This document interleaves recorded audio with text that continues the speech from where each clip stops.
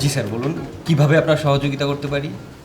সহযোগিতা হলো যে ওই আমি করে অ্যাকাউন্ট খুললাম তো এই কত টাকা লাগতো? আসলে স্যার এক এক অ্যাকাউন্টের তো এক এক চার্জ। আপনি কি কারেন্ট অ্যাকাউন্ট খুলবেন নাকি সেভিং অ্যাকাউন্ট খুলবেন? ধরো আমি কারেন্ট সেভিং এগুলি খুলতাম না।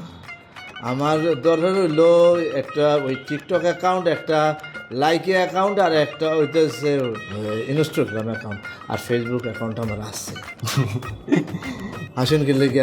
আমি কি হাসির কথা কইছি? না স্যার, এটা হচ্ছে ব্যাংক, এখানে শুধু হিসাবের অ্যাকাউন্ট খোলা হয়। আপনারটা হচ্ছে এন্টারটেনমেন্ট অ্যাপস অ্যাকাউন্ট, মানে মানে হচ্ছে বিনোদনের ব্যক্তিগত অ্যাকাউন্ট। এটা নিজেরটা নিজেকেই খুলে নিতে হয়। কি লেগে আমি খুলতাম? আমি ব্যাংকে এসে আপনি কইলা দিবেন, আপনার আমার মোবাইলে আপনি কইলা দিবেন, কইলা দিতে হইব। আপনি কইলা দেন?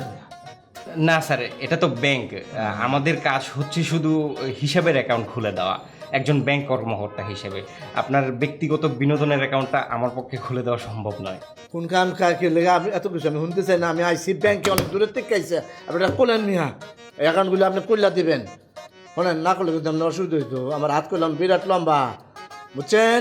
আমার কিন্তু অনেক বড় বড় লোকের লোকের যোগাযোগ আছে। আমি এখন ফোন দেবো, আমি ধরে লুজ দেবো, কয়ে দিলাম। বলেন।